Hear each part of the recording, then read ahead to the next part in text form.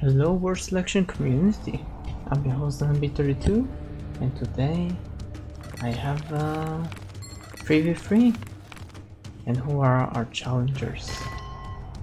Well, it's me, NB32. I have Saxlike, my team, I have Kuchi, and my opponents Perton, Sadface, which is Timon, and Zaita. Alright, I'll just briefly talk about what people are doing in the meantime. There's no rush. This is a match that essentially it's about teamwork and overcoming challenges, or yeah, something like that, kinda. I mean, in the end we had to face off 100 or so warriors, which is quite a challenge. This is not a double pop, I'm just saying this is a normal map, and the opponents decided to just group and attack, and we had 100 warriors on our doorstep, which is a challenge to say the least, and we failed miserably, but yeah, otherwise it was fun. Okay, so what's going on my map? Is it good, is it bad? I don't know, but I build a warehouse, houses around me, train workers, and I'm getting a wood upgrade. Similarly, I'm sure that other players are doing the same. Let's see. Oh, you got that very early. Saxlike got the upgrades very early. That's fine. You got the fish, so maybe that's why you got that early. Make 3 warehouses, quite a lot. At the same time, he has less workers and food. That's because he has fish. When you have fish, you can do that. You can transition people to wherever you want. Now let's see. I know that Kuchi likes to yeah, he likes to do this. He likes to make bulwarks. The thing is, wait, no, Kuchi, don't do this. Don't, the mammoth. You want to use the mammoth? You have to pay the price. Really? That's it? Okay. Bring the mammoth with you, bro. That will be make much damage. Okay, so you got to this spot. What do? So you made 1 random bulwark, and Perton is like, huh, I'm not gonna give up. I'm gonna attack him. Smack him. I'm gonna smack him with the workers. In the meantime, the bulwark has like 9% dispersion, 9 damage, 1.5 attack speed, and we have the mammoth, which is now chasing after all this, which is of course it's gonna make some damage. And Perton has the pits, but does he have the food? And he has the food. And he has the housing. Not really. I mean, oh, that's not the direction. Sure. No, that's gonna be a loss. By the way, nice work from Kuchi bringing the wait, no. Actually, yeah, that's actually pretty good, because now that means that mammoth is blocking the food source. But at the same time, you can just hunt the mammoth and then you'll get food from it. That's a lot of food. But yeah, I think that's about it from this side. Now if we go to the north, I decided to make some bulwarks as well, try to copy Kuchi strategy. Unfortunately, Timon managed to counter it by making warriors ahead of time.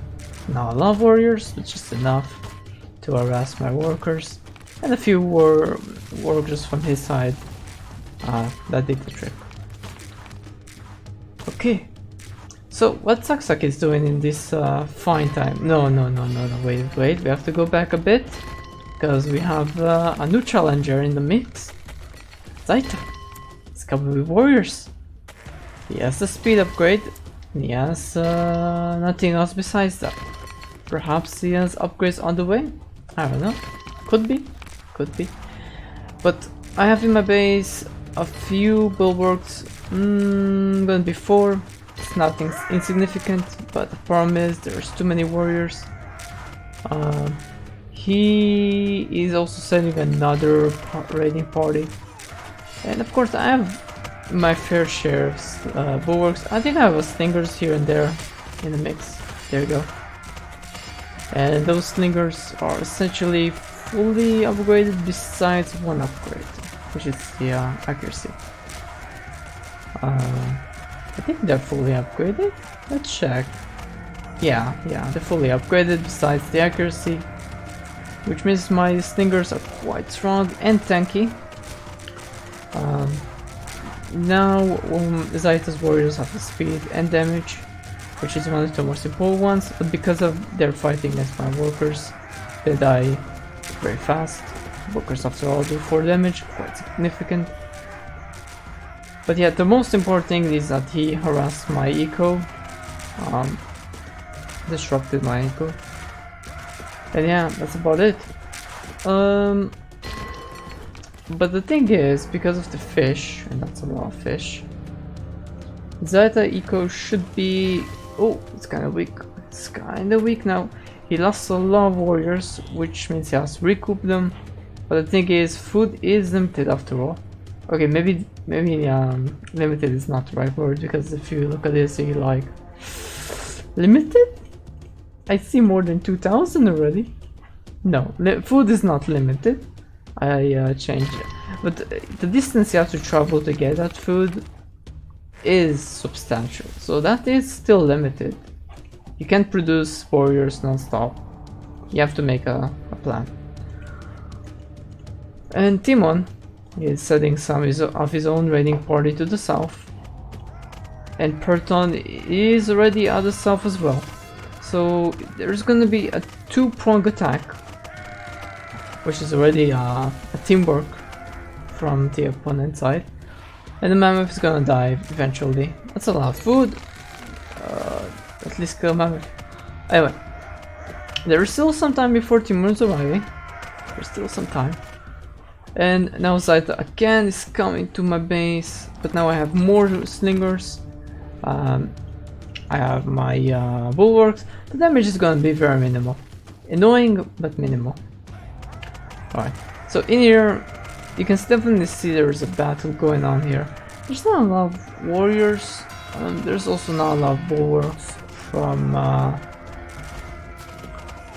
Kuchi. That's not enough to defend against this, but with the mass of workers and warriors, it should be fine. The problem is that there's another raiding party from Timon, which had to go quite a distance.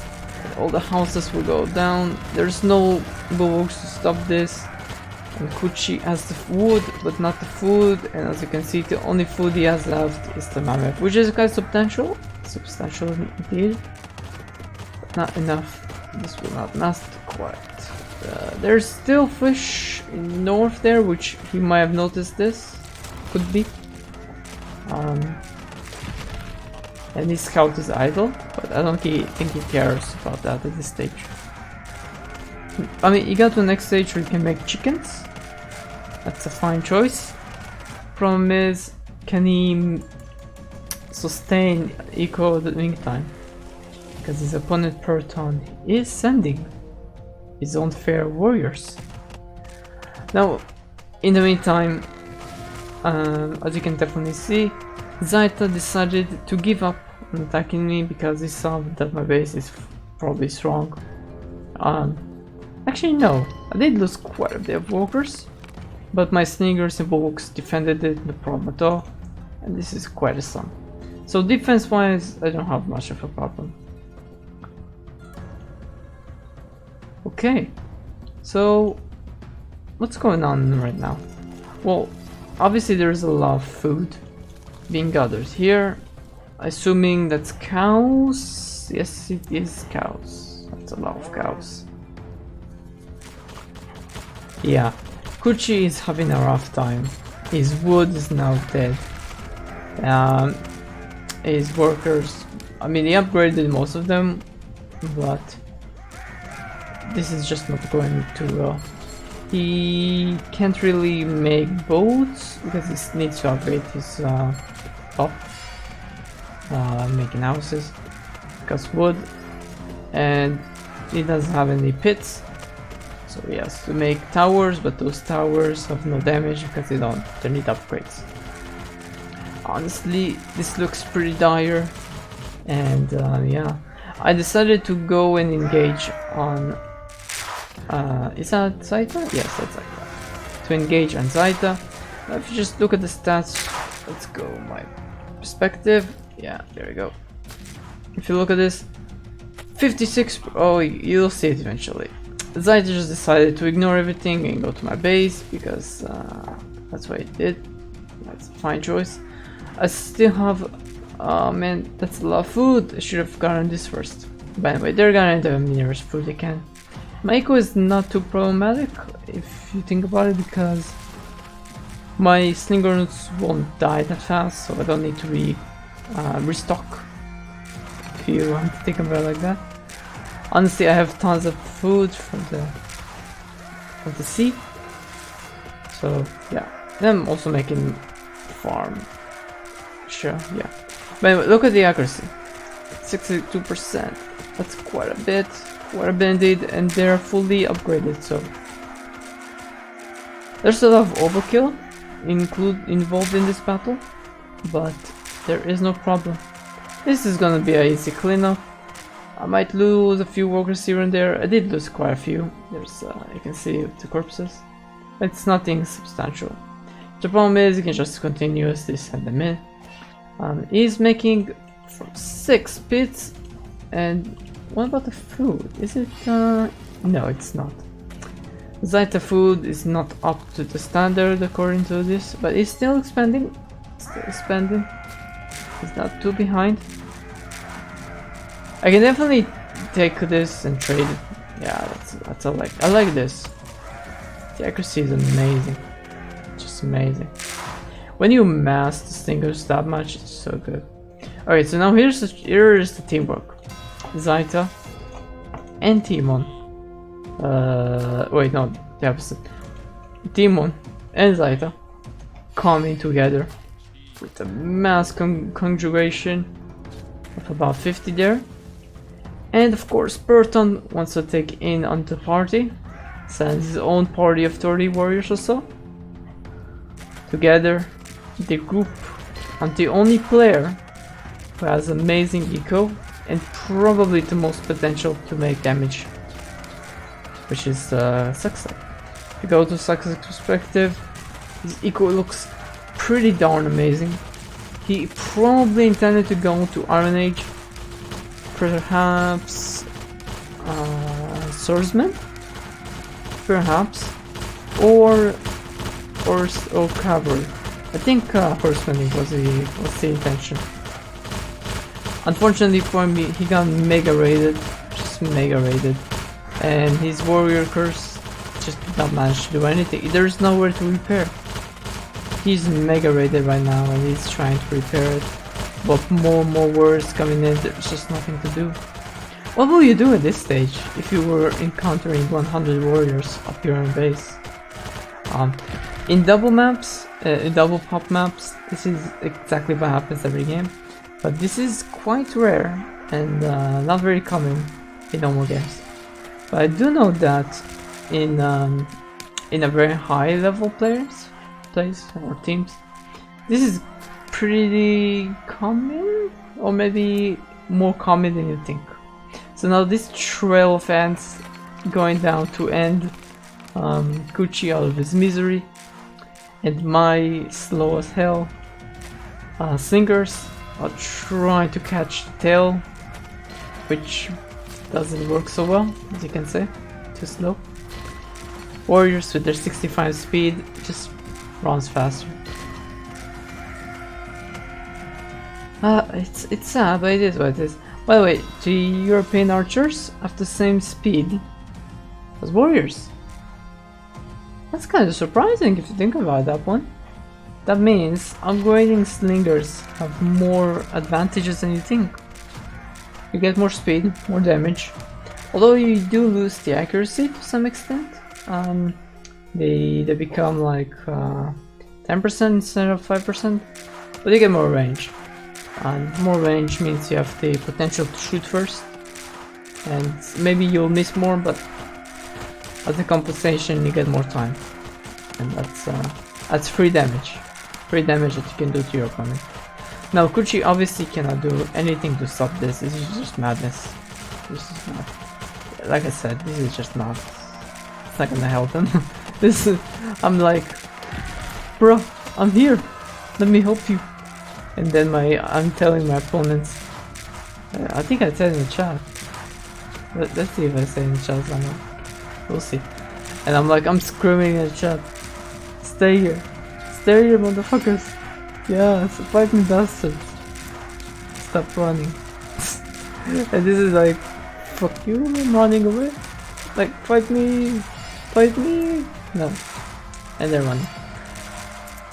They just don't care. They just want to win, and Zaita is like, okay, I'm gonna attack you in the meantime.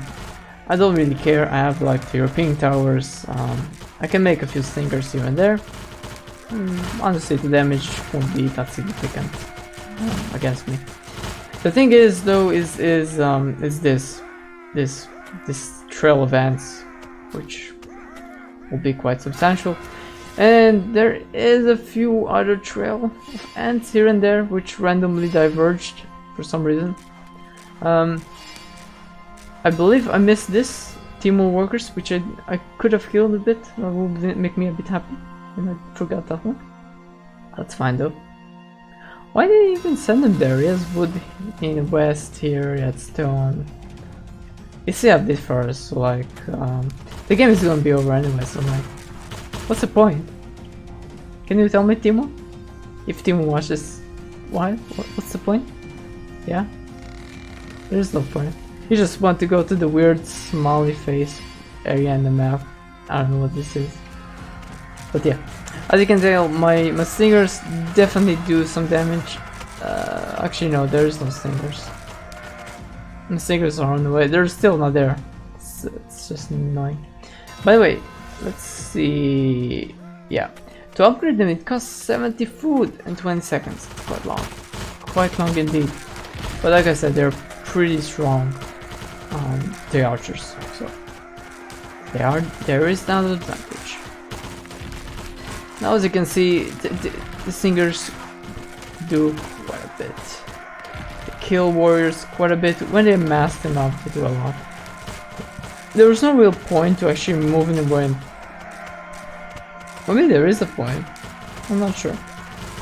But anyway, a massive slingers will kill a lot of warriors, and they do. Problem is,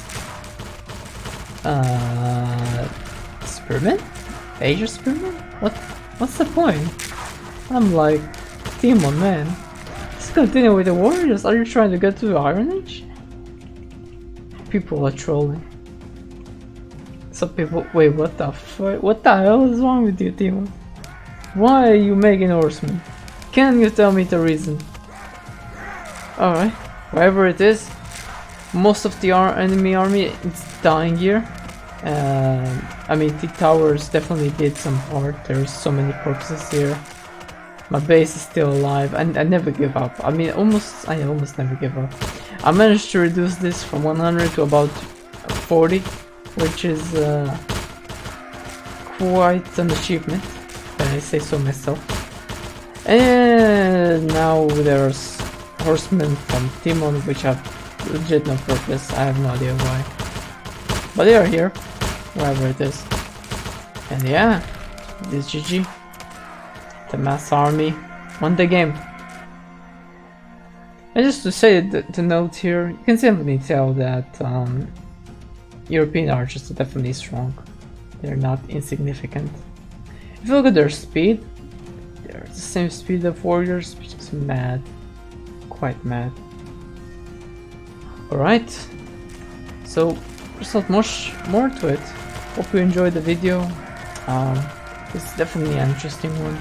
It's about teamwork and combat, and the ones who definitely made the work are the opponent team.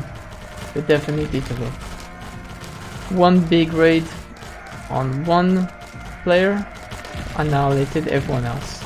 Although to be honest, Kuchi was about to be dead anyway from Proton, so it's just a matter of time. Maybe we'll delay a bit, but yeah, it was pretty dead. But the suck was definitely ahead, so we won't lose that fast. But anyway, if you enjoyed the video, consider subscribing to my channel, liking, commenting, and all the good stuff, because I do appreciate it, really do. Alright, have a good day, and yeah, see ya.